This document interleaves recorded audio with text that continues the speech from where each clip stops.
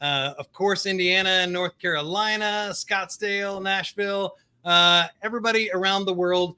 Thank you for making it to another Sandler live stream. My special guest this month is Jordan Ledwein, the AI sales guy and Sandler trainer, talking about how to use AI to bridge that gap between your sales methodology and the technology you're using to sell in this modern world and landscape. Jordan also works with our team that does our HubSpot customization and sales automation. We'll talk a lot about that. And if you hear the term sales lift today, that's our group that does that with Sandler here as well. So he is a longtime Sandler trainer, also a fellow Sandler spawn. We're both sons of longtime Sandler trainers here at Sandler.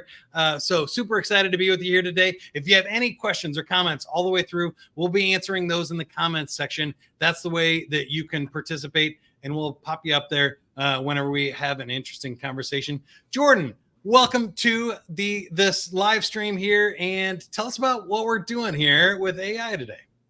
Thanks, Mike. It's good to see you again. And I think anyone who's seen me, talk at a Sandler event before isn't surprised to hear that we're talking about AI today. But we're going to talk about a couple of things, and really, we'll get to that agenda. But it's focused on figuring out, how do we talk about sales process? How do we talk about sales methodology and sales technology, and how do they all relate to each other? What's the relationship between all of these different categories? Because I think when you can combine all of them and build an effective process with the right methodology and the right technology, it's not even fair how efficient and effective your sales process can really become. So that'll be kind of what we're diving into here today. So I love it. Let's jump into it, because we got a couple thousand people registered for the live stream today, and I know we got a lot to get to. So I'll let you take it away, Jordan. Sounds great. Thanks, Mike. So for those of you who haven't met me yet, again, my name is Jordan Ledwein. I'm a Sandler trainer based here in Charlotte, North Carolina. I've been drinking the Sandler Kool-Aid for quite a while now. As Mike mentioned, my father is a Sandler trainer, and I work in my family's business here in Charlotte. In addition to that, I work as a HubSpot partner. So HubSpot and Sandler work closely together and have developed a partnership. And what we do at Sales Lift is we help build custom HubSpot instances for Sandler clients, as well as clients outside of the Sandler network. And about a year and a half, almost 2 years ago now, where all of this kind of really started was on LinkedIn. And I started a newsletter called the AI Sales Guy. And my goal was trying to figure out, how do I help people and companies figure out how to combine proven sales methodology, something like Sandler, or even something else. But Sandler's been taught to millions of salespeople for 40, 50 years. So we know it works. And how do we start to build that into some of the cutting edge sales technology that we're seeing today? Because I think if you can do those two things, you can really sell smarter than you may have ever thought possible before. So we're going to talk about a couple of things. We're going to start and figure out, okay, where is AI? A lot has changed in the last 2 years. A lot will continue to change. So let's figure out, where are we today? Let's talk about, what does the future of selling look like? When we look at, all the things that are happening, what do we need to do in order to prepare ourselves for that future state? And then the question I almost always get after I finish a presentation is, Jordan, this is really cool, but where do I start? So we're going to try and answer that question, or at least help you start to think about, where should you start as it relates to building AI or even just technology into your process. And then we're going to go through an AI-powered sales process. I'll give you a look at a section of my process to understand how all of this stuff starts to fit together and be used in combination with each other. So that's the agenda, and we'll start here. So where is AI today? And if you're curious what AI is and what's going on, we've done talks in the past before. Jody, Mike, and I did a webinar about it almost a year and a half ago now on what's going on with AI. Is AI going to replace salespeople? So there's some good content that we've already put out. But as far as where AI is today, there's a couple of companies that you may have heard of if you're familiar with AI or just technology in general. Of OpenAI, NVIDIA, and Apple Intelligence, right? So OpenAI, founders of ChatGPT, they expect ChatGPT to make $3.4 billion in 2024. Not a small number, also double what it made in 2023. Another thing, OpenAI Sora. So if you haven't seen Sora yet, here's your homework. Go and look on YouTube or Instagram or social media somewhere and look for OpenAI Sora. It's generative AI for video. It's going to blow your mind what is possible and what's going to be released here in the near future. NVIDIA. If you have NVIDIA in your financial portfolio, you're pretty happy because they have done some incredible things over the last 3 to 5 years and seen some crazy growth, mainly from their impact and work in AI, as well as just technology as a whole. But their market cap just surpassed $3 trillion, making them larger than stock markets of Germany, Italy, and other countries around the world. One company. And then, of course, we have Apple Intelligence. So we have iOS 18, the next version of iOS coming out in the fall, and Apple's announced their Apple Intelligence. And I think this is critical because the reason ChatGPT, in my mind, was so successful and popular is because it made AI accessible for the average person, more accessible for the average person. And I think that Apple Intelligence is another step in that direction. And sorry, Android users, I know you probably already had this for like 6 months. I know we get it, but us Apple users are probably pretty excited about it. So, okay, this is exciting, but why do we care about this? Well, there's a few things going on with AI that I think it's important to focus on, right? It's continuing to grow. It's not slowing down. It's continuing to grow at a very, very fast rate. It's being applied across multiple industries and applications, and it's being used by more salespeople, more companies, more people in general than ever before. So the question we asked a year ago, is AI going to replace salespeople? We still don't think it's going to, but we do believe that the salespeople who understand how to use AI will be able to replace those who don't. And you can replace the word salespeople with whatever you want: business, marketer, doctor, lawyer, anything, right? Because we're talking about being able to be that much more efficient in our day-to-day work life or even personal life with the same amount of time. So with that, just to kind of level set on where things are at, let's take a look at the future of selling. And so if you've seen me talk at a virtual summit or the live summit or heard me on a podcast, I'm going to say a couple of similar things. You may see a slide I've shared before, but I'm going to talk about it a little bit differently today. So one of my favorite graphics I share is the breakdown of an average sales rep's time on a weekly basis.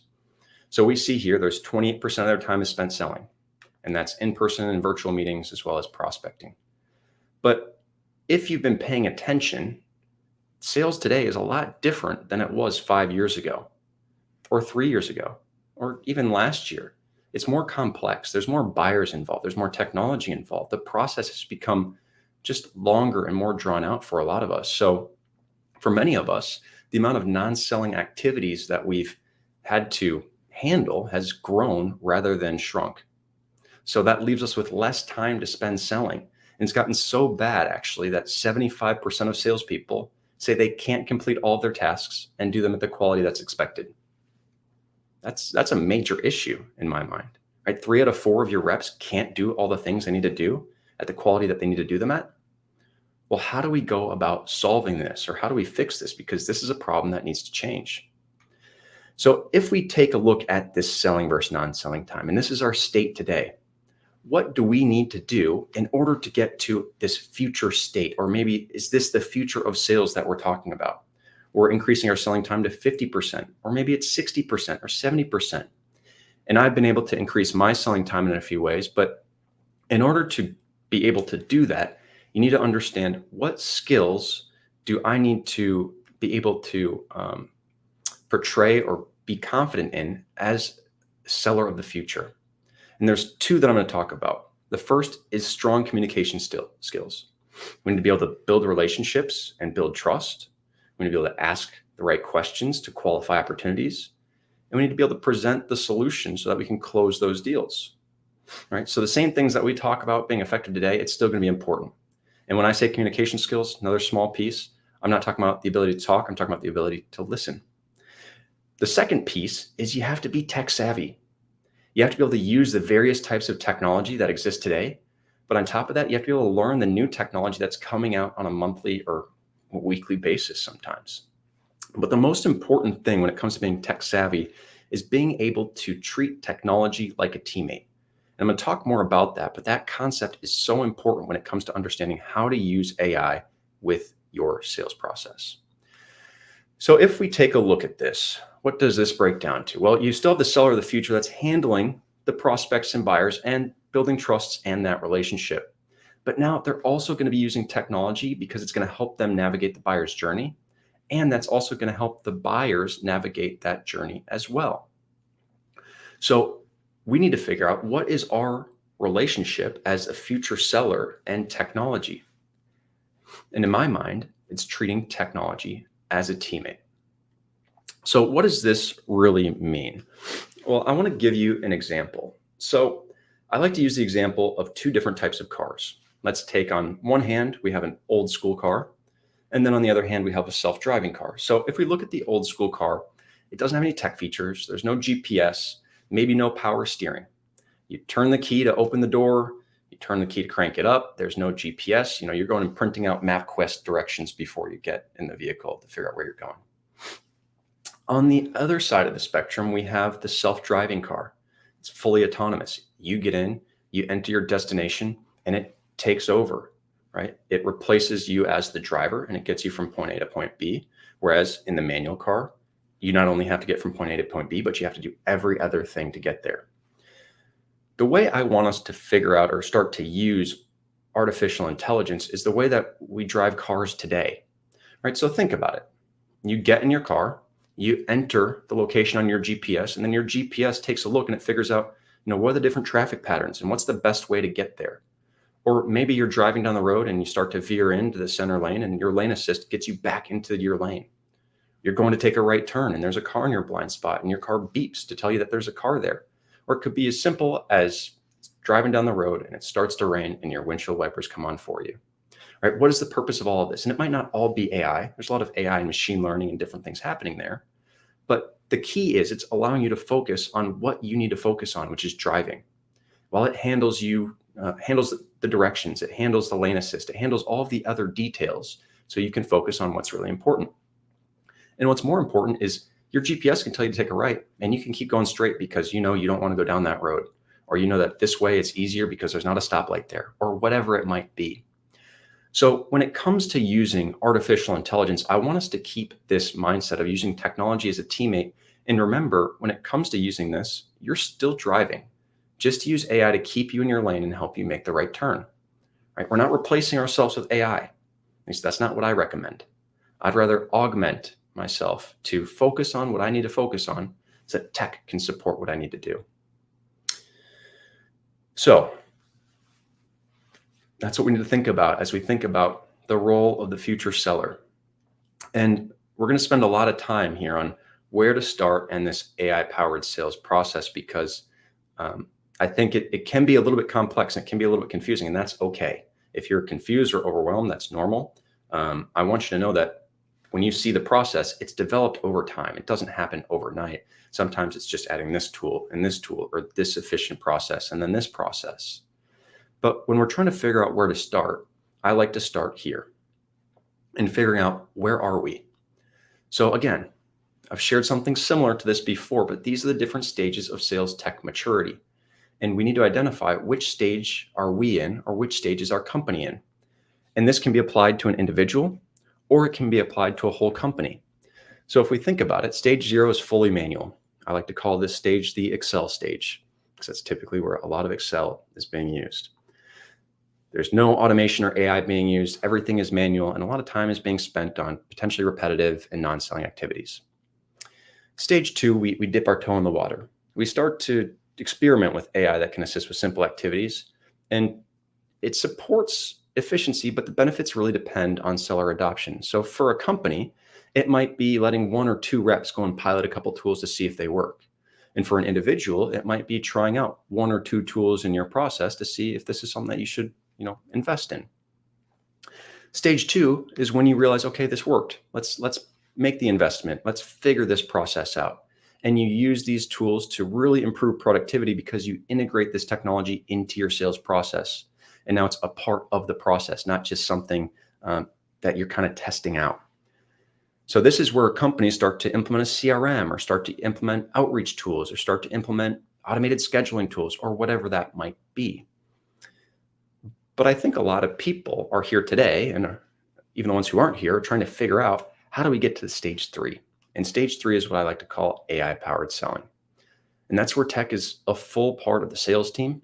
It's automating a lot of the activities, and it's actually supporting the sales methodology and process that you build and follow. So it's really there to support what you're doing and help make you better at what you're already potentially pretty good at. So I want to ask you, and put it in the comments, or even just write it down if you don't feel comfortable putting it in the comments. I want you to take a second and I want you to look at these stages and figure out, where am I, or where is my company today?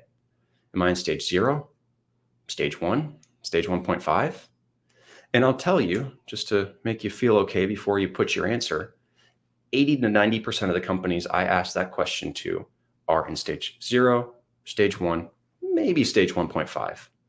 A lot of companies are trying to figure this out. So if you're not at stage 3 yet, that's okay.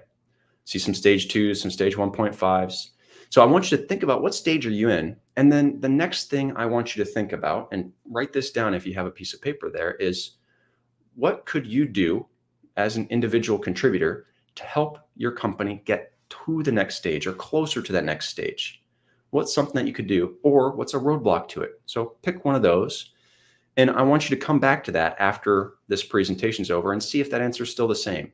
See if there's maybe a different idea that you could implement, or a different bottleneck that you could attack. Because I think that's where you're going to really start to understand how you start to implement this and build an AI-powered sales process. Good. See lots of stage 1s. Perfect. And that's why we're here today, is to figure out, how do we keep progressing across these stages? So how do we move to the next stage? Well, like I said, after a presentation, a company or a person will come up to me and they say, Jordan, this is all really exciting, but where do I start? I don't know what I don't know. I need some help. And I don't think they like my answer, because my answer is, I don't know. It depends, right? Everyone's favorite answer. But the truth of the matter is, it does depend. It depends on a couple things. It depends on how you sell, because I need to know how you sell to understand what tools would be the most helpful. So my first question typically, and I like asking this question as a Sandler trainer, is, well, what is your sales process? And a question that we ask often at Sandler is, let's pretend you have 10 sales reps. And you take your 10 sales reps, and on your one-on-one calls, you ask each of them individually, what is your sales process from A to Z? And you have them write it down and send it to you. How many different sales processes do you get back? Right, most people say 10. Some sales leaders say 15, because half their team has 2 sales processes. And that can be okay, but that's a little bit of chaos, and that can be really, really hard to implement technology into 15 different sales processes. Like, what tools do you use? They all do something a little bit different. So I'm not saying that you need to have replicas of each other, but you have to have a standardized sales process. And then from there, my question is, do you really know it well enough to where you can write it down? Do you know what each of the stages are named? Do you know the criteria that classifies a deal being in one stage versus the next? And then once you can write it down and you look at it, can you figure out which of these pieces or stages is the most manual, or how manual are each of these stages? Because what we're looking for, just like any process efficiency conversation, is we're looking for the bottlenecks. Because if we can find the bottlenecks, we can find something that will drive immediate impact. And something that I believe it was Gartner said last year, when companies are trying to implement AI solutions, they're going to be looking for 2 things.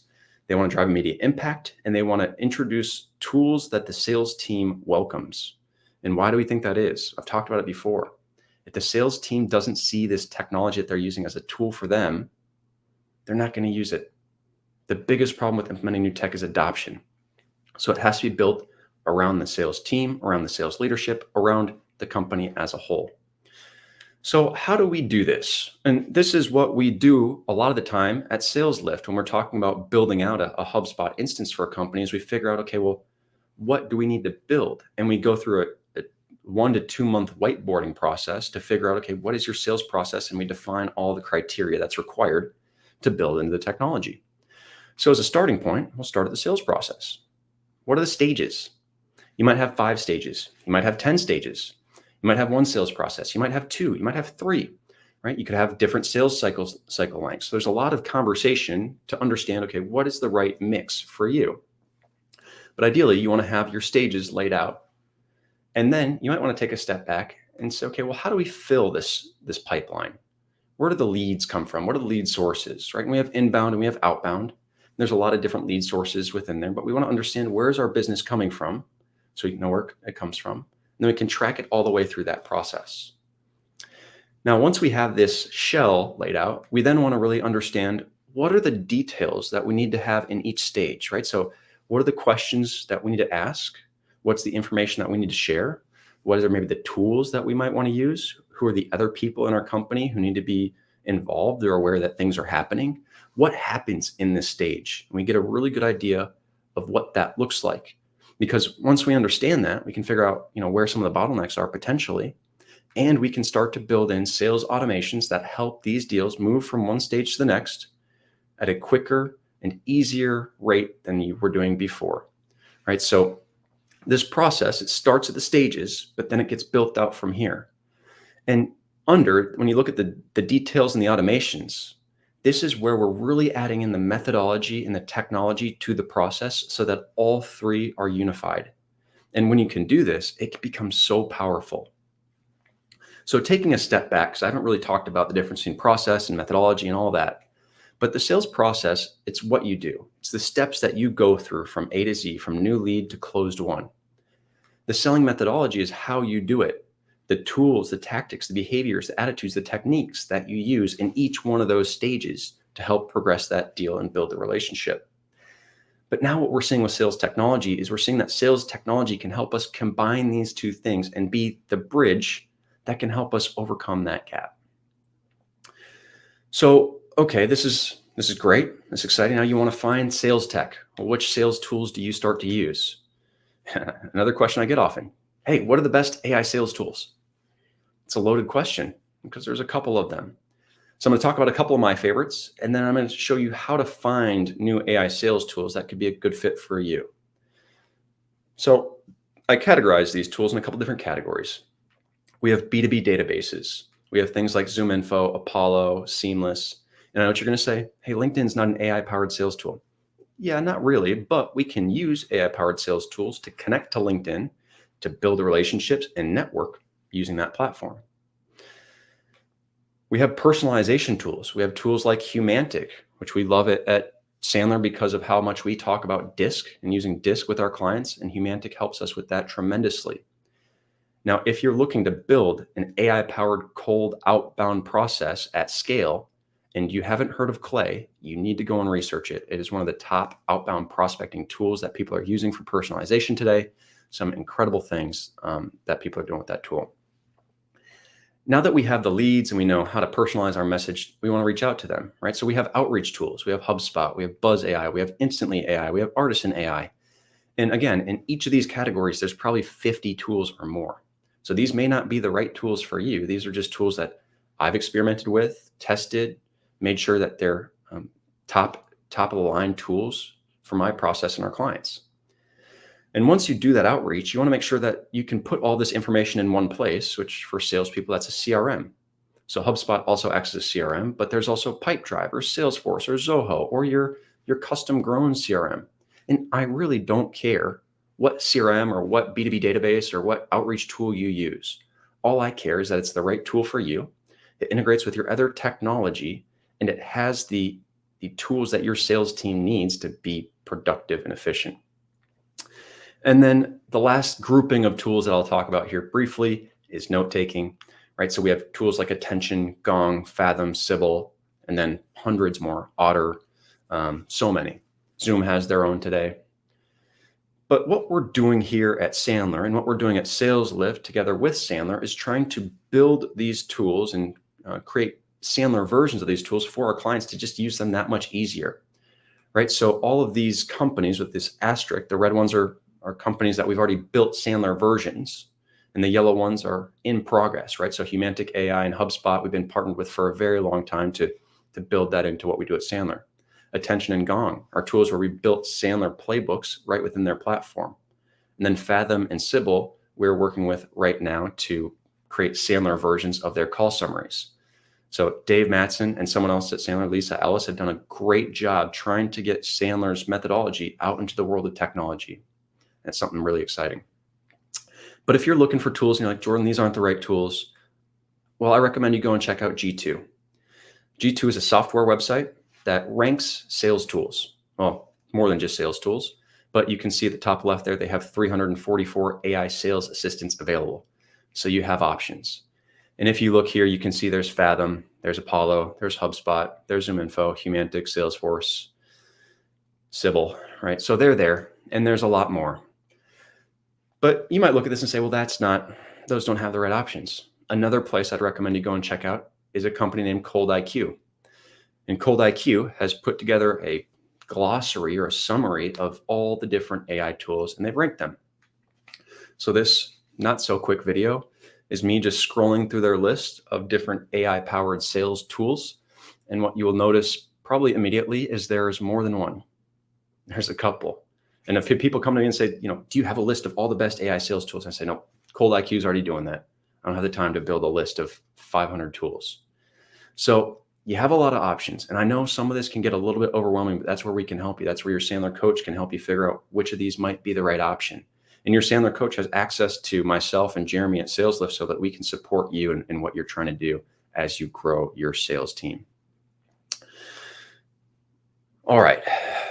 So hopefully your head is not spinning too much yet. I know we've covered a lot, but that's to kind of give you an idea of what are we trying to do here? We're trying to get our selling time back, right? And the way that we do that is by preparing to be a seller of the future, by being able to have strong communication skills and use tech efficiently and effectively. And then we got to figure out kind of where we're at today, where we're starting, and what are the things that we can do to get us to that next stage so that we can kind of begin that path. And when I started to use AI, I didn't build out this whole process that was, 15 tools all integrated. I started with one, and then I built around that. And so when I started my process, I started with a CRM. I think a CRM is a very good starting point. I don't think it has to be HubSpot. It could be Salesforce. It could be Zoho, Pipedrive, Dynamics, whatever. But I started with a CRM at the core because when we're talking about sales technology, we have to have one centralized database for everything to live and plug into. So when I talk about my AI-powered sales process today, I have my CRM, but then I have my AI lead gen tools that plug into it. I have my AI personalization tools that plug into it. I have my AI summarization tools right within it that plug into it. And I have my AI note-taking tools that plug into it. So over time, you can start to really just empower this CRM with all these different AI tools, as well as a lot of these CRMs building their own AI tools right within the platform. So what does this look like end to end? And this is a quick example of an end-to-end sales process. So if we look at the sales process, right, this is what we looked at earlier, the stages in that sales process from new opportunity to closed won or closed lost. And we manage our deals in our HubSpot pipeline. So a lot of this is being done within HubSpot, but we'll also talk about how we use attention to update HubSpot and make sure we have all the context of that deal in one place. But where it starts is back at the lead gen process. And this specifically is an intent-based outbound lead gen process. And I don't want to get too deep into all the different types of lead gen. I'll write an article on LinkedIn about that in the near future. So if you want to learn more about that, just make sure to connect with me there. But we might have inbound lead gen and different types of lead gen coming into our sales process. But let's today just talk about this outbound lead gen process with these AI lead gen tools. So first, we'll take a look at ZoomInfo. All right, ZoomInfo is a B2B database, one of the more popular ones. There's also plenty others today: Apollo IO, Seamless AI, Clearbit, Ocean. There's so many. Apollo or ZoomInfo may not be the one that you use, but the way that I use ZoomInfo is I use their intent data.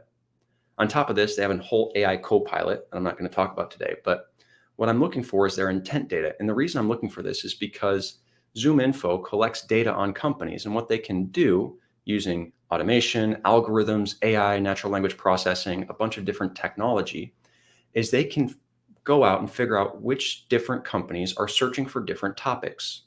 So you can see I've selected sales training, sales pipeline, and sales strategy. And now whenever a company goes out and searches for that or clicks on an ad or is researching those solutions, they can pop up for me in ZoomInfo as showing intent in that subject.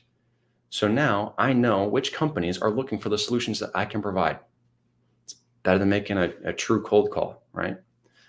But what I want to do to this is I want to get these companies into my HubSpot. And thanks to some of the tools that ZoomInfo has, one of them being their workflows, I can automate this to happen. So when a sales performance or when a certain trigger hits a certain trigger score, what it's going to do is automatically put 2 contacts from that company into HubSpot and assign them to me. I don't have to click a button. Now, once they get into my HubSpot, this is where Humantic AI comes in. And I could talk again for an hour on Humantic AI. I could talk for an hour on all of these tools, but I don't have time to dive into all of that today. The way I'm going to talk about Humantic is how it is used to enrich CRM contacts. So we've plugged in Humantic to our CRM. So as we're importing these contacts from ZoomInfo into this list, Humantic is searching this list and using their emails to see, do we have enough information on their profile to predict their DISC personality style? If they do, it'll make the prediction, it'll tell me what's their style. And if it doesn't, it won't. So from there, I now can put these people into a tailored sequence if I found their DISC information, or if I didn't, I can just put them into an automated sequence.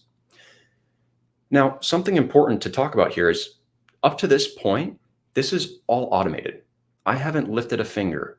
This has all just been set up so that I open my computer, I open my HubSpot, I have ZoomInfo leads that are showing intent in my HubSpot. Humantic has gone in and tried to enrich them. And now I'm going through to figure out, do I want to enroll these contacts into a sequence? Well, what does that look like? Well, HubSpot has a tool within its platform called the HubSpot sequence. And a HubSpot sequence is a series of calls, emails, tasks that you can set up to send to a contact. So it could be a series of emails and calls that you might create. Emily Yepes has some great topics or great presentations that she's given on some powerful sequences that I recommend checking out if you're looking for the messaging that you want to use in these sequences. But you can build these sequences. You can have a standard sequence, or you can tailor it to their DISC style. And what Humantic AI has seen through their research is when they tailor messaging to someone's DISC style, they see a double 100% increase in click-through rates. So twice the amount of people actually click the link in the email, which is the purpose of the email in the first place. So this personalized messaging can be super helpful. And the goal of all of this lead gen process for us is to book a meeting. And that's it. We want to book a meeting so that we can put them into our sales process. So taking a step back, well, actually going back into this sequence, the calls are manual, right? So you have to pick up the phone and make the calls. HubSpot will create a task for you that reminds you to make the calls. So AI is not making your calls for you, but the emails can be automated and the tasks can be automated. So all you have to do is open up your task list and you're just making calls. The rest is being handled. So that's how we use ZoomInfo, HubSpot, Humantic all together to find some leads who might be good people for us to reach out to. But there's also LinkedIn, Buzz AI, and other tools that can do the same thing. So I'm not going to dive too deep into this today, but this is a process. We're using LinkedIn as the lead source. So you can see there's a series of steps in a process that this lead source or this process walks through. Now, a couple of unique things here. If you're on LinkedIn, you may have received an automated message before.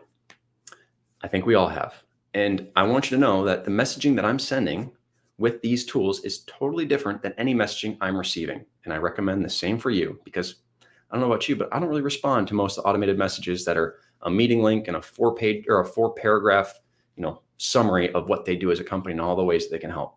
I don't care, quite frankly. And that brings up the conversation of the most powerful thing about what we're talking about today is not the sales technology. It really isn't. It's the sales process behind the sales technology. So I've had Buzz AI be a tool or similar tools that I've implemented for companies, and they're super excited. They say, we got the sales process down. We just need the tech. And they implement the tech and they come back and they say, well, what do we say? That's the sales process part you got to have down, right? So when I reach out to someone, the cool thing about Buzz is I can base it on people who have liked a post of mine, who have attended an event, who are in a group. So I can get very targeted on the people I'm reaching out to. And I'm not just reaching out to random people on LinkedIn and saying, oh, well, this person liked my post about AI-powered selling. They might be interested in attending this webinar.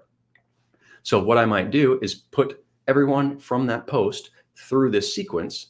And what it will do is it'll send them a message. And that first message can be value-based.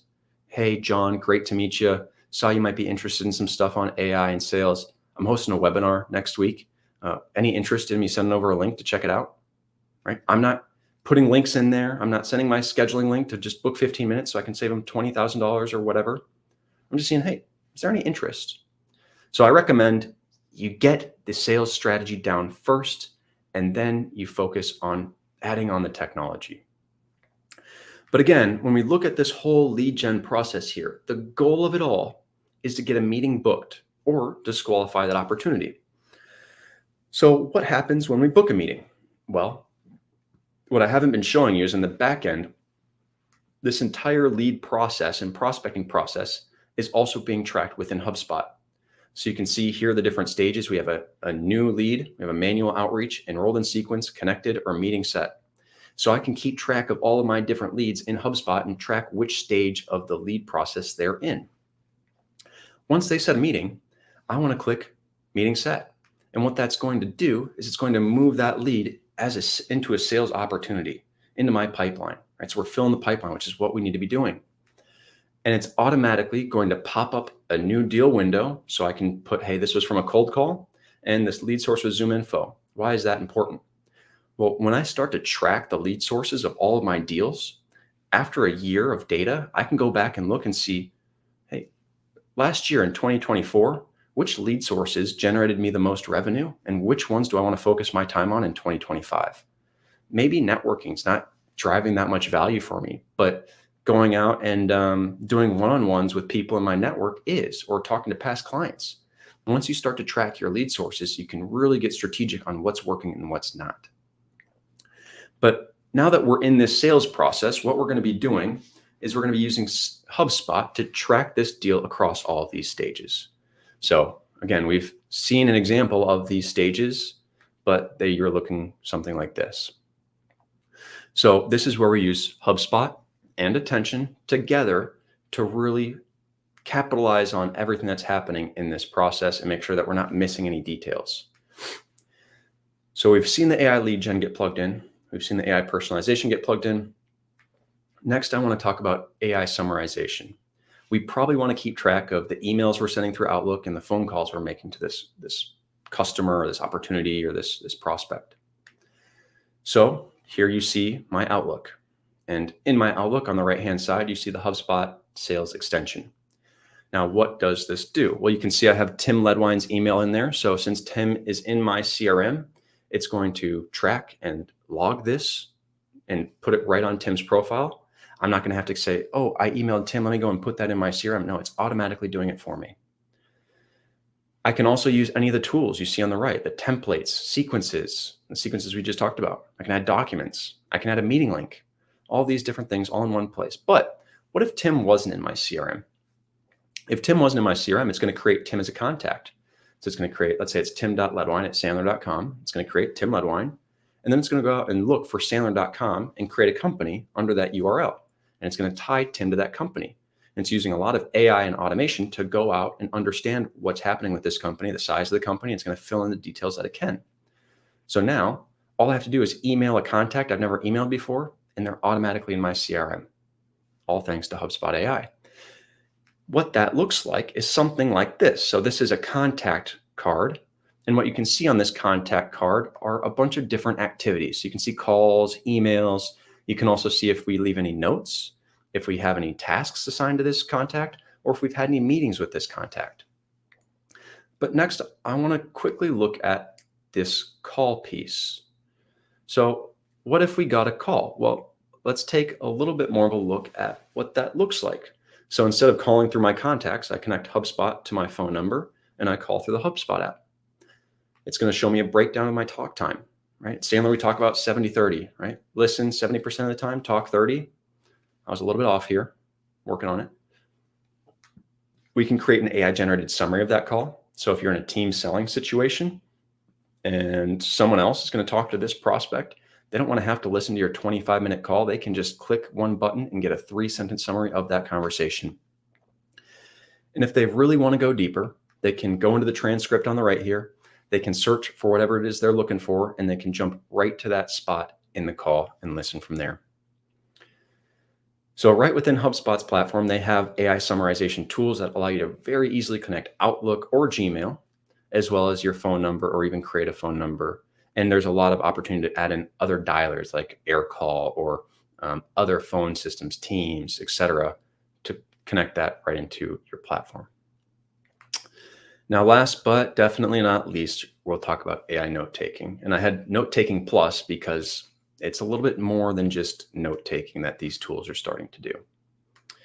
So if we look at Attention AI, now Attention AI is similar to maybe another note taker that you've used before.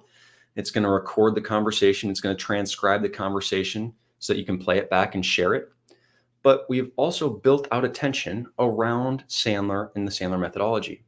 So we can see right within Attention on this coaching tab, how did I do as it relates to my upfront contract, diving into pain, investment, and decision-making process? Now, this was a discovery call, so don't give me a hard time. I didn't make it to decision-making process. But you see, I got kind of through the first three things there. I did a good job at setting expectations, but you can see it gave me a 2 on pain. Now, at first, I was a little offended by that because I thought I did better. But what this tool has helped me realize is I don't dive deep enough into pain. I go surface pains, I go reasons for the pain, and then I don't get to the impact all the time. Because call after call, I was getting this feedback that I need to dive a little bit deeper. And so now I've just self-assessed by using this tool over the last couple of months. I need to really start to focus on going for the impact of a pain if I'm uncovering one in a sales call. And you can see here, Attention says I should have probed deeper when discussing CRM messiness. I could have asked about the specific impact on sales efficiency. That's pretty helpful. But also, I can add all of this information into my CRM. Well, how does that work? So at SalesLift, when we build a HubSpot instance for a Sandler client, there's 8 Sandler properties we almost always build into that HubSpot. And what we've done with those 8 properties is we've also built those 8 properties into Attention's platform as fields. Now, what that means is under those 8 properties, we've gone in and built custom prompts. And those custom prompts go and search the transcript of the call to pull out the correct information and fill in those fields. So what does that mean? Well, after your call, you'll automatically have a summary of any surface pains, any reasons for the pain, any impact of the pain. If you had an investment conversation, the details of it. If you discussed decision-making process, the details of it. And if it was mentioned who the decision maker is. All of that automatically being captured by Attention. But more importantly, all I have to do is click one button and all of this is pushed directly into HubSpot. So now I have Attention updating deals in real time right after I get off a call. And in addition to that, if I jump over to the activity in the overview, I can actually see the notes and summary right from Attention on the activity page of that call. So now I can see all of the conversation, all of the context of this entire deal all in one place. Now, why is this helpful? Well, I think you probably know why this is helpful, but let's get back into it, okay? So let's say this is a discovery call. I run my discovery call, run it with Attention. I update this deal in my CRM, and then I jump back in my CRM to say, hey, we need to move this deal to qualified. They've moved stages, right? Well, in order to move a deal into qualified at Sandler, there's 3 things that a deal needs to be qualified: pain, investment, and decision. So we have those different pain questions, investment questions, and decision questions all come up on the right so that a rep can fill those in. Now, if you weren't using Attention, you could just fill those in manually with some notes based on what happened on the call. But since I'm using Attention, you can see all I have to do is hit save or verify that that information is correct and then hit save. It's doing the heavy lifting for me. And why is this important? Well, when we go into the overview of a deal and we look at the information on this deal, this is really going to be what makes or breaks the ability for us to put together a solution. We can also take a look and see an AI deal score. So over the last couple of months, HubSpot has added hundreds of new tools, literally hundreds, and AI deal scoring is one of them. And it's based on the probability in the pipeline, the number of times the probability is increased, days in current stage, the number of sales activities, emails, calls, notes, etc. So all those activities being automatically captured on that activities tab is making sure that this AI deal score is as accurate as possible. Well, what else can we build in here? Well, at Sales Lift, we've also created a Sandler score. And what this does is it tells you on this deal how many of those Sandler properties are filled out. So you can go and see, hey, are we actually using the methodology that we've invested money and resources into learning? But one more thing that we can do is add in tools, Sandler tools, right into HubSpot. So we can have an upfront contract creator. We can have a pre-call planner. We could have a pain funnel. We could have so many different things all in one place. And what you're noticing here is that reps aren't having to go to this website and then this platform and then log into this thing. And then, it's all centralized, all integrated, all connected. And this is important because I actually don't think that sales reps hate their CRM. I just think they hate updating it. So what if they didn't have to? And as you can see, we're already pretty close to being there. And in another 6 months, we'll be that much closer. So all of this data, all this information now is living in one centralized location. And that's super helpful for salespeople because, well, they don't have to use their brain to remember everything. It's like a second brain. But this can also be super helpful for sales leaders because with that data comes better reporting. With better reporting comes better decision making. So a couple example reports. I already mentioned we could look at the different lead sources and figure out how many dollars is each lead source generating. Let's figure out where we want to spend our marketing spend or our ad spend or whatever. Is that giving us an ROI? If you're familiar with the Sandler Cookbook, you can automatically create a Sandler Cookbook within a HubSpot. You don't have to go and say I made an email or say I made a call. You just have to make the call like you normally do and have everything connected, and you can automatically see your cookbook. And even simple things like deal stage closing percentage across stages, right? Figuring out where are deals falling out of my process or my pipeline. And is that the right point for them to fall out, or is something off here? Okay, so a lot going on there, a lot to think about, but I want to leave you with a couple of things to consider, and then I'm going to open for a couple of questions. And if you have a question, feel free to put it in the comments, but also I'm going to go back to this YouTube video after and answer as many questions as I can. So if it comes to you after, leave a comment on the YouTube video. I'll try and answer your question as best as I can. But as it relates to where to start, what to do, how to sell smarter with AI, I'm going to leave you with the behavior. And you got to start trying out different tools in your process. See what works, see what doesn't. The attitude to have is to treat technology like a teammate, right? Don't replace yourself, augment. And the technique is to use technology to simplify the sales process, not complicate it. We already have enough complexity in the world of sales. Let's not make it worse. So like anything, the path to AI mastery is similar to the path to mastering anything. It starts at awareness, knowing what AI is, and then you develop knowledge by attending events like this, by reading articles. But the only way that you develop skills is by actually going out and using the tools yourself to seeing what works and what doesn't. And then and only then can you begin to approach mastery of a subject like this. And I don't know that you need to be an AI master. I'm not recommending that you do. But if we can help you, reach out to your Sandler coach or your Sandler trainer, because again, the key to this, you can add AI or automation to any sales process. But if your process isn't effective, you just get bad results faster. So these tools are cool. They're shiny objects that we want to play with. But if we're not getting the right results, we got to make sure we have that process buttoned down first. So I think most of you here were probably invited by a Sandler trainer or Sandler coach. Talk to them if you need help with your process. Make sure they can help you define what that process looks like. And if you have that under wraps and you want to look at the sales tech side of things, have them bring us into the conversation and we can support that conversation and see if we can help. So a lot to cover. If you want a quick overview of the session, or if you want to connect with me on LinkedIn and follow my newsletter, you can do so here. Thank you for your attention, and hopefully you have a couple ideas of what to do now that you've seen some of this. And I want you to go back to that stage you said you were in, and you have any other ideas on what to get to the next stage, write that down so that you can start to implement that as soon as possible. Jordan, amazing job. Thank you so much for doing the heavy lifting on all of this for Sandler internationally, but especially on the webinar here today. We do have time for some questions, and we got about 10 minutes, and we got some good ones for you. So I'm going to go right back Pretty early on, Martin had a great question, which is, do these AI tools really save time, or are we just shifting to different types of admin tasks or pushing some workloads onto other departments who have to manage all these AI integrations? Can you talk a little bit about the return on time invested? Because we do have to invest some time learning and setting up the tools up front, but do we really get the return on the back end, and talk about the time investment? Yeah, sure. So the AI note-taking tool, I've given an example in the past, and I'm pulling up a calculator so I can do the math here, so I'm not lying to you.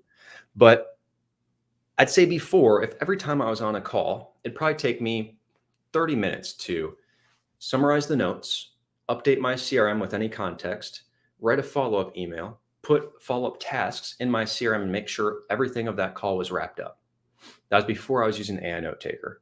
Today, with Attention and with Sybil and with Fathom and all of these tools, it's taking me less than 5 minutes on average for a meeting. So two things there.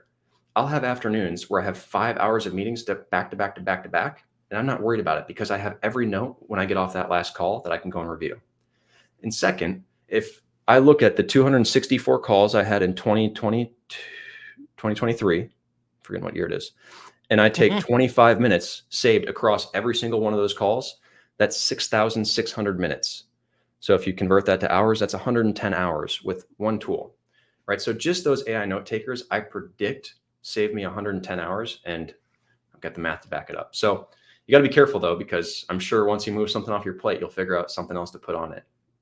And thank you for Michael. He asked the money question for us here. If you want your tech package there, Jordan, they can go to saleslift.com, or they can reach out to their Sandler trainer, and we'll just set it all up for you. Yeah, we do have that as a service through Jordan and Jeremy at SalesLift as part of a Sandler package there. So that's awesome. Yep. Andy asked if I just wanted to steal your top 3 initiatives, what would you focus on? What would be the first 3 tools that you integrate into your sales process? Good question, Andy. Okay, top 3. I'm gonna go with the CRM, some kind of CRM. HubSpot's got a free version, but it might not be HubSpot. You got to find a CRM that fits your other tech and the stuff that you use. The second would be a note taker. If you're going to start with Fathom. It's free, right? So it's a great place to start because you don't have to invest any money. So just with HubSpot and Fathom, you can try both those out for free, and those are 2 free AI tools. If I had a third one, it might be a tool like Buzz AI or something like that on the lead gen side of things that can really help with my outreach. It's a beautiful thing when you can be in meetings and calls all day long, and then you finish your day and you have, LinkedIn messages of people saying, "Hey, I'd love to have a conversation or sit down and learn more about what you do." So for me, it's probably those 3: HubSpot, a note taker like Fathom or Attention or Humantic, or not Humantic, Sybil, and then a Buzz AI or some type of sequencing tool, whatever that might be. I just put our Humantic link in there too. You mentioned that one. There's a free trial there, humantic.ai /Sandler. And you can see how Sandler works with Humantic and our partnership there. Get a free trial. Great stuff there. And you mentioned these call recorders several times. We get this question a lot from Steve, which is, obviously the conversations then have to be recorded, and the stuff that's being recorded is going into these models. What are some of the nuances around recording of sales calls these days with potential clients? Good question. So it's a very much a gray area. There's things that I do to make sure that it's not a gray area with how I use it. But as far as what's technically allowed, I mean, it's kind of developing. So technically speaking, 44 of the 50 states, you can make a phone call and record it without the other person knowing, right? It's called single party consent. So technically you could probably record these without the other person knowing, but I don't like that. So anytime someone uses my meeting link to book a call, the automated message in that meeting is, "Hey, I'm going to invite an AI note taker into our call. Let me know if you want me to give it the day off, and I won't invite it," or something like that. And I'll tell you, I did a project looking at a couple different AI tools for a company that is very confidential, the things that we were talking about. And I had an AI note taker in every single one of those calls, and they loved it. Actually, they appreciated it because they had teams across the globe. So people in Asia couldn't jump on to the calls at our time. We could just send them the recording, and they could figure out, what they needed to do from there. So I'm just big on upfront contract and communication, man. You just got to tell them what's happening and see if they're okay with it. And most of the time, I think you'll figure out they're okay with it. Great stuff. You got a lot of shout outs here too. So I do want to say, click the thumbs up button in YouTube there. Give Jordan a like for this presentation. It helps us share it with more people, obviously.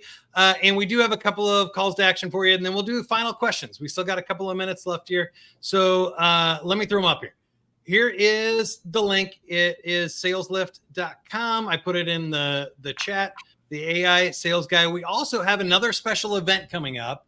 It's our virtual summit for Sandler. The 2024 date this year is Wednesday, October 9th from 11 to 3 p.m. Eastern time. We're going to have about 6 to 8 different short presentations from everything about activating your GPS for success. This is how we're navigating this modern landscape of sales here at Sandler. And then, of course, we have the Sandler Summit coming next year as well. I see a lot of interesting questions around Fathom versus HubSpot's note taker, or can these note takers and summaries really tell the difference in intent and emotion these days? Are they reading between the lines? Like if you mention something about price, but you don't really talk about the budget, how good are they as we sit here on, August 20th of 2024? Yeah, good question. Not perfect. And honestly, that's probably for the best if we really think about it. But at the end of the day, that's exactly why I say you're still driving. So if you think back about the attention slide I shared, all of those different fields, you can go in and remove things, right? So Jeremy, my business partner, lives in the UK.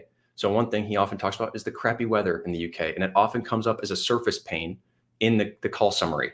So I have to go and remove the weather's crappy in the UK from the call summary. But it's not perfect, right? You got to make sure that it's putting the right information. And if you just fully let it do your job, it's going to put some bad information in there.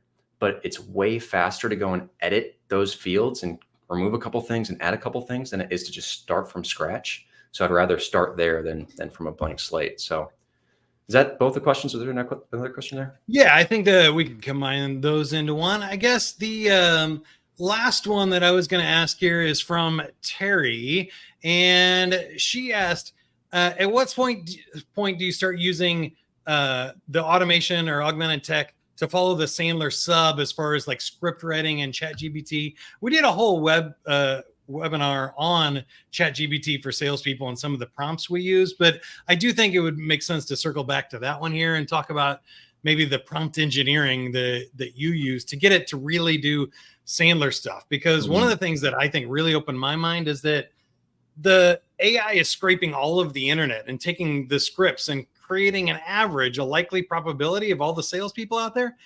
But most salespeople miss quota. Yep. So the first answer is probably going to be an average kind of lame salesperson answer. But if you get good at the prompts, you can get it up to maybe an 80% answer. And then if you improve on those prompts with your own personality and insight, you can maybe get that to 100%. What's your take? No, I think you're spot on. I mean, one of the rules we have in Sandler is if everyone else is doing it, stop, do something different. And what is AI going to do? It's going to see what is everyone else doing, and it's going to give you that if you don't know how to ask it the questions, right? So when I ask it to write me in emails, I'm very specific. So to answer the question, I use ChatGPT as soon as creating ideal client profiles to reach out to figure out who are the people that I should even reach out to in the first place. So you can use ChatGPT throughout the entire sales process in every single stage, but also understanding how to ask the questions. That's where understanding Sandler and the sales methodology behind it becomes very powerful, because that's when you say, hey, I want to ask them a question with maybe a negative reverse, meaning this, this, and that. How would I do that? Or what are some different examples of a pattern interrupt I could use in this situation? That's where you're going to find some power from using those tools. Jordan, again, thank you for the time today. Everybody else, thanks for making it to the very end. Give us a thumbs up on the video. You can share this link with anybody that you think needs to see it. We don't share our PowerPoint presentations here, but this will be instantly available on the recording. So you can go back, take any screenshots of what you need, or reference this recording at any time on YouTube going forward. And have a great day. Until next time, good luck. Good selling, everybody.